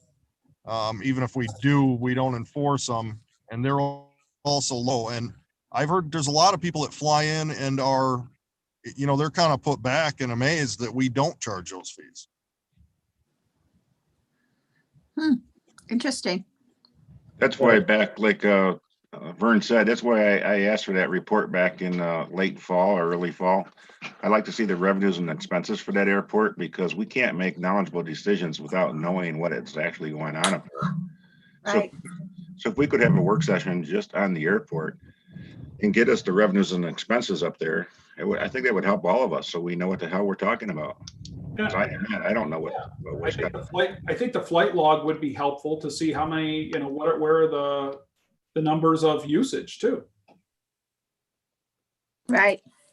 Yeah, I'll put all that together, and as much as I can put together, I'm sure I can, I'd like to see the last 2 years, this year and last year, and compare, what our loss was, because I've tried to cut costs and things based on your feedback. So it'd be interesting to look at all that. Obviously, we're still going to take a loss, and there isn't any way to reverse that. And usage is positive because we sell more fuel that way, and we make a lot off the fuel. So I'll prepare those numbers and show you, what our thinking is. And it's tough because there's a part-time staff up there, and I manage 14 other divisions. So, we can all look at the numbers together and try and brainstorm. Good idea. That's all I have. Bob, before you leave, I just wanted to touch on the central fire station, the addition that's going on in the back. Could you just give us an update on that and the cost of it? Sure. I first submitted it to you and the facility needs report on August 17th, talking about the project. I think it was late May, we had a rainstorm. And that it's a flat roof, so there was a roof drain that was causing damage to the walls.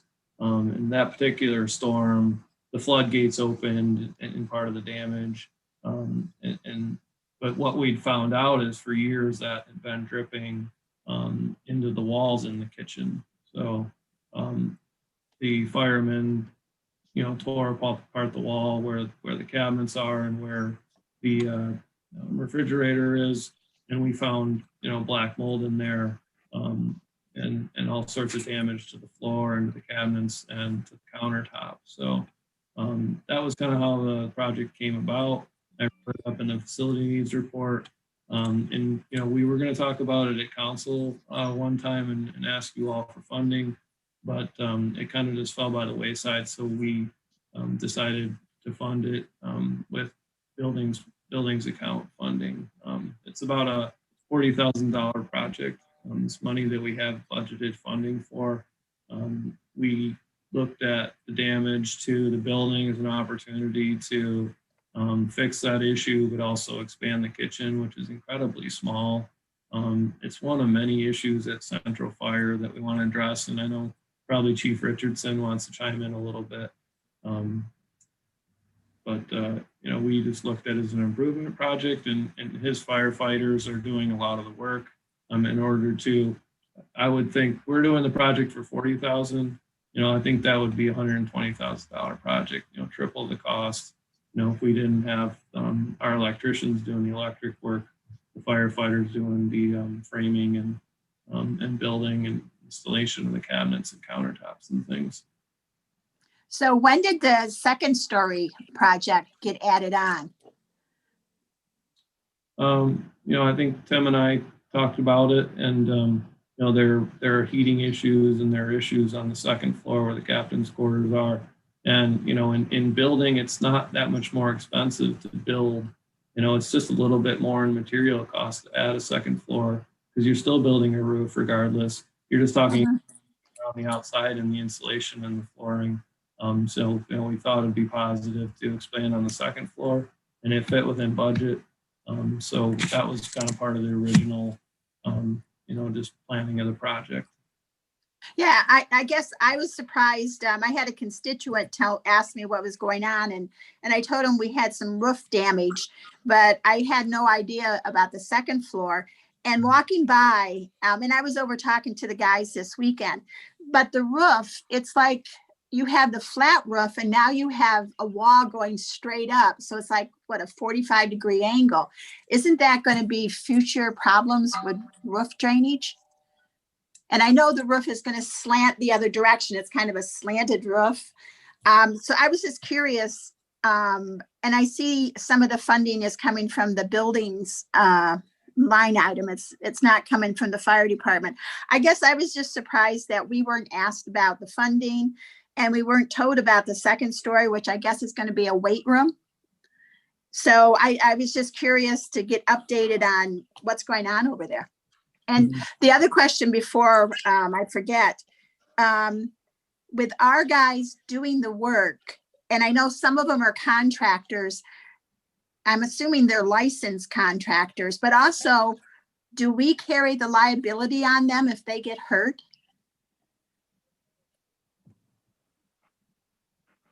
That I don't know, but pertaining to the project, I think it's bigger than it looks. I think it's, it's roughly 14 by 16 foot building. It's occupied, 24/7, 365. So, and the Iridan black mold was really the reason why it kind of came together so quickly. And I apologize for not fully keeping you in the loop, but using budgeted funds.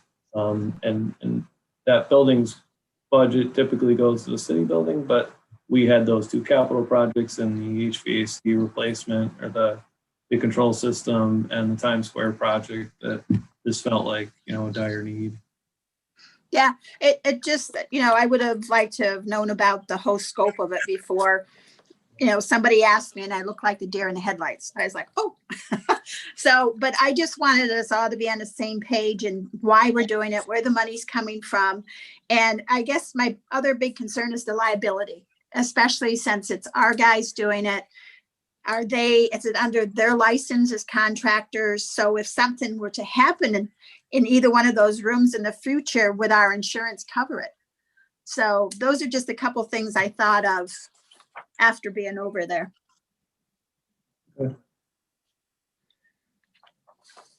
So I have a question. As far as the water damage, did we receive anything from our insurance on that? A claim was put in and denied. Oh. So we did put a claim in, and they said that it was due to the storm, that the roof drain was plugged, so they wouldn't cover the damage on it. General maintenance.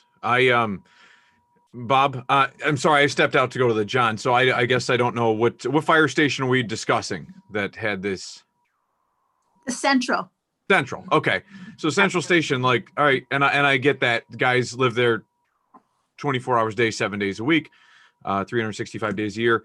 And Bob, I applaud you for your best interests of the city, and keeping this in house and stuff like that. So, dilated pupils aside, deer in the headlights reference, I wanted to, I commend you for doing this. And what's a fire station without a good kitchen? Because I mean, that's all about, chili cooking. That's what I think about when I think of fire stations. But I really do think that, no, if we can continue to build on Central Station, it's built in 1976. I mean, if we're adding to something that can be better used, and we can use our guys in-house, and none of us seem to have a problem when we have DPW guys doing work for the city, and we inherit the liability on that. I'm sure our policies are immaculate. So, no, I'm all for this. Yeah, I would just like to hear back on the liability part, if that's okay. Is that, I mean, just for clarification, are we contracting with them to do the work, or are they doing the work while they're on the job? Sam, you want to weigh in? Yes. Yeah, John, what they're doing is they're doing it on duty, and when between calls and those types of stuff. The other thing that's unique is it's almost like I hate to say it, but it's almost like a training evolution too, because they use, they're up and down the ladders and those types of things. And, from a personal standpoint, the morale boost of them buying into their building, I would say it's been a tremendous boost due to the fact that they're outside working together as a team, because we've actually limited a lot of our co-mixing training because of obviously the pandemic. So it's given us another opportunity to be able to foster that teamwork, and I've seen a lot of really good improvements. The kind of the hokiness aside, but it's been a really great project, and I thank Bob for helping me with this. Mm-hmm. Chief, I'm glad that you chimed in on that, because like when I think of fire stations, I stereotype, and I don't like to stereotype, but like you think of like guys hanging out and fighting fires. They're like guys in the military. They should be like together, fighting all together for for the common good. And you know what I mean? Like they're there to put out fires and save lives, and they need to have that camaraderie. And you always see those TV shows where guys are coming in and they make chili together, and that's the kind of team building that we need. And like they're doing a construction project on a building that they are living in together constantly. So that's it's a good thing. So If I can chime in, I don't think Linda's against this project. I think where she was just we weren't informed of the project, and if there's anything in the future that you guys want to do, cost saving measures, having our own in-house do it, it's great. Just keep the council informed. That's all we're asking. Right. And I still want to know the answer to the liability. So if they're on duty, then that sort of answers the question. They'd be covered.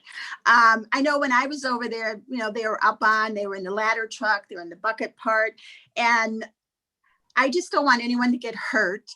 I have no problem with them working together. I think it's wonderful. Listen, if you look back, I'm a very big supporter of our fire department. So that's not even part of the question. The part of the question for me was the liability and the cost and not being told what was going on. When you have someone say, so what's going on in the second floor now? And I didn't know there was a second floor going up until I walked over there. So I just think we need to be more in the loop. That's what our job is. Our job is to oversee the budget. Our job is to, make sure we're doing things appropriately. So down the road, someone can't come back and claim some kind of liability issue and we didn't know anything about it. So I just think we wouldn't be doing our due diligence if we didn't ask the questions. And I'm all for morale. I'm all for supporting our guys. I do it 100%. I just we should have been told ahead of time. 40,000 is 40,000. And, there are projects at the other firehouse. And are we going to start seeing things going on over there and we hear about it later? So I just want to be in the loop and I just want those questions answered. And that's our job. Okay. So thank you. Absolutely. All right. Anything else on that? Bob, are you done? Did you talk about the hazard mitigation stuff already? I mean, you talked about, you don't have something separate, do you? No, can I send you an email? In fact, I forwarded you all an email from Kim Merrill. She's the assistant to the commissioner for Cat County DPW. And it explains the resolution we need to pass for the hazard mitigation plan. I need to dig up the plan, but we've been working with the county over the last few months, Chief Richardson and I. And so this plan pertains to, hazards like tornadoes, floods, winter storms, wind storms. And we had to brainstorm and come up with a number of projects that we thought would help in that realm. Backup generators was a few of the projects. Like our city garage doesn't have a backup generator. The rec center doesn't have a backup generator, and neither does the John Ash Center. And all those are temporary housing in the event of a flood or loss of power and things like that. So it's really meant to just kind of plan for hazards, and it'll help with grant funding. I still need to clarify on who's going to be applying for these grants and how these projects could potentially be funded. But DPW applied for 5 or 6 things, and so did the fire department. Get that on maybe next week's agenda. I can update you all maybe by email to review. So are you gonna actually send us the plan? Yes. Yeah, I can send you the plan that shows it's countywide. What, yes, please. So you sent us what the resolution would look like, but I guess just, what is the plan that, it would be helpful if we could review that. Yeah, let me just fill in the gaps for you. And, Okay. A little bit of research myself on what the final product was. Okay. Okay. Very good. Anything else for strategic planning? Okay, very good. I will make a motion to approve our committee reports. Could I get a second? So seconded. Seconded by Alderman Doherty. All in favor? Aye. Aye. Opposed? Motion carries. I'll make a motion to adjourn. Could I get a second? Second. Seconded by Alderman Witt. All in favor? Aye. Aye. Aye. Opposed? Aye. And we are adjourned. Okay, so I'm going to jump right into public safety. There's really not too much on it tonight. Let the record show that all committee members are present. And I'll make a motion to approve the minutes from the December 1st meeting. Can I have a second? Second. Second by Alderman Anastasia. All in favor? Aye. Aye. I, Okay. I don't believe we have any, excuse me, unfinished business. New referrals for consideration would be PL 79-20, Alderman Doherty, to amend the City of Olean Code of Ordinance Section 24-135 to prohibit parking at the intersection of South 6th Street and Henley Street for a distance of 20 feet to the corner. Kevin? So what I had going on was I had a bunch of constituents within the last year, and I've done reports with I've asked Tiffany to send it through to the fire chief, the police chief, and Bob to give me their reports on it. And then we, obviously Chief Rowley has sent people by to handle the different people, most of it has been residents located at the corner. They just moved in. They didn't know. They were taking liberties. They didn't realize they didn't have to park within 20 feet of a corner. They were blocking some of the neighbors that have been there forever. And Raleigh's guys have kind of done a good job of getting those, letting them know what's going on. I guess the problems come back 2 or 3 times in the last year since these people have moved in. And so I figured I'd bring it up and kind of just throw it to the council to see if a sign is actually necessary. Anybody have any questions for Kevin?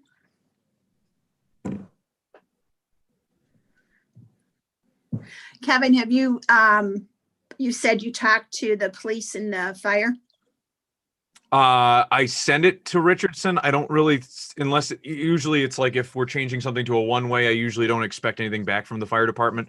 But for Richardson or for Raleigh, I know usually he gets back to me about sending people to getting to 1 second, guys. Hey, Lachlan, I'll be with you in just 1 second, buddy. I'm in the middle of a meeting. Sorry. That's okay. Oh, we'll find little Nicky in a minute, okay? Adam Sandler just released little Nicky to Netflix. So, yeah, no. So usually Raleigh sends his guys down. I usually get a report from him and Bob Ring. Okay, so we're just waiting on that report. I was waiting on those reports. Yes, I just sent this out recently. I didn't actually expect to get a meeting, get into the meeting before I got the reports back. So. Okay, so what we'll do is we'll just hold. Can I make a motion to postpone to the next committee meeting? Sounds good. Can I get a second? Okay. Do we have to vote on that? I don't think we do. You just postpone it to what, it would be January. Oh, then maybe it would die in committee because it's PL. Yeah, dying.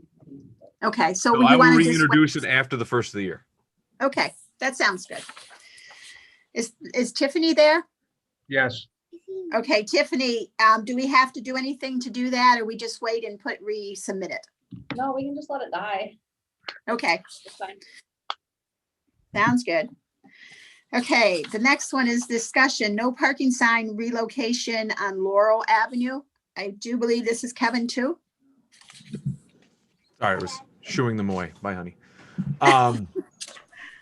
Okay, so I spoke with Tiffany. I also sent this one for a request of a report for DPW and the fire chief and the police chief.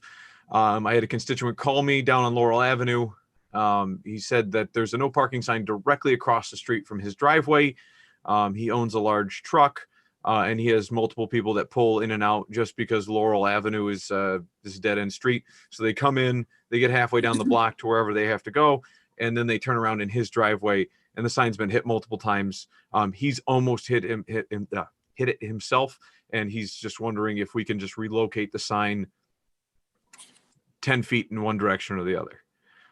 So obviously I hadn't heard back from anybody either on that issue. So I don't know if you guys want to, it's a discussion, so it really doesn't die, but. We'll just continue it into the new year. Is Okay, that okay? great. Yeah, we'll put it on that agenda. So. Sounds good. I wonder if on those dead end streets like that, if a no through traffic sign up at the street, on would help out. So like, I know a lot of the people that are at the first half of the block of Laurel. And so like, if I go down there to visit, I'll park on the right-hand side, which is when you drive down. So if I have to turn around, nobody likes to go to the end because most of those houses usually, they don't have the best of driveways to turn around in. So I can see why people would turn around mid-block because they're not trying to drive through, they're visiting somebody else. It's one of those, it's tricky. So if I don't know, I actually haven't gone to see the sign itself to see if maybe like, hey, can we just move it to one driveway over and that would solve the issue? Yeah. And so. Okay. Sounds good. So we'll move that to our first meeting in January. Approval of committee reports. Just a second, Linda. Oh, sure. Before we move on to that, I know there was an issue with resolution 95-20, the deaf child. Would that be handled tonight or is that another night? That has to be handled during a regular meeting. So it will Okay. be next Tuesday. Okay, not a problem. It was, to my knowledge, the work order's already been put in. So Okay. it's just housekeeping, just changing that wording. Okay. So the Okay. deaf child sign is still going up according to plan. We're just changing the code to reflect it. Right. Now that's Henley and 14th, right? Yeah. Yes. Is it wording? What's that wording? From PL all the way to resolution, it said no, but Yeah. It said, we have to change, it said North 14th and Henley, so it has to be changed to South. So it'll be in. Oh. Yeah, Okay. yeah, that's the issue there, so. Okay. Okay, Yep. And approval for committee reports. Do we have any, Tiffany? Nope. Okay. I Now, have one item that I probably should have brought up in the last committee, but just for an FYI, you will have a resolution for next week. If you recall, we have a second electrician's assistant that was budgeted, I believe it was 2 budgets ago. So we've had this position for well over a year. And it went, paperwork went to civil service down in Little Valley. Well, they came back just a week or so ago and said that we only had one electrician's assistant. So we have to create the second electrician's assistant. It's a housekeeping, it's paperwork, so that they have it on their books that we have 2 electrician assistants. So you'll see that resolution next week. And you said it is budgeted? Yes, that he's been in the position for over a year and the money is budgeted. And it's just kind of, I don't know where it fell through the cracks at, but their civil service at down in Little Valley has been catching up on things, and they caught this, and we have to have it created, the position created, so that they can so it's on their books down there. So we have one city electrician, and we have 2. We will now have, once the resolution goes through, we will have 2 electricians assistants. We only have 1 right now according to civil service, so we have to create that other one. Great. Okay. That should be a discussion item for another day. I don't know. I guess I wasn't here when we got rid of the position at the city building. But based on those town hall meetings we had over the summer, a lot of people are just uncertain about what civil service is, what they do. I know we're always fighting with them, and it'd be better if there was a position in-house. Maybe that is not something that's necessary anymore. Maybe I just, I wasn't there when we got rid of it to know why we got rid of it. But it just always seems like it's one of our bigger headaches. Like we almost have to go into arbitration with some of these outside agencies. Yeah. I think it was before my time. I think maybe Mayor Carucci eliminated that position. So it's been gone for a while, Kevin. Yeah. And you're right. I think sometimes you feel like you're standing in line because the county pretty much does the whole county. And when they took us on, you kind of get pushed to the back of the line. So it can be frustrating at times. Yes, shared services sometimes aren't all they're cracked up to be. True. Okay, so the other thing I want to do is now I wanted to go into executive session. We're going to do that before we adjourn, right? Yes. Okay, so I'll make a motion to go into executive session. Can I have a second? So seconded. That was Kevin. Yep. You got to state what we're going into executive session for. To talk about legal / employee discussion. Thank you. And Hula skirts. Dave, do you have a potential sale of real estate to discuss tonight? Who? Dave? Dave, Oh, I thought she said Abe. I was like, who's Abe? I know. sorry. Real estate? Dave? I'm sorry, I was muted. I didn't know that. Can you hear me now? Yeah. Yeah. Okay. He didn't come back with me with his proposal, but I do have somebody interested in a parcel down here in North Olean, city-owned property. And I just wanted to discuss with the council members what a fair price for the city would be before. Okay, so So, sale of real property. So we'll list that, real property. Okay, can I have a second? I'll second. I already seconded. All right, Oh, I'm sorry. give me a minute to shut things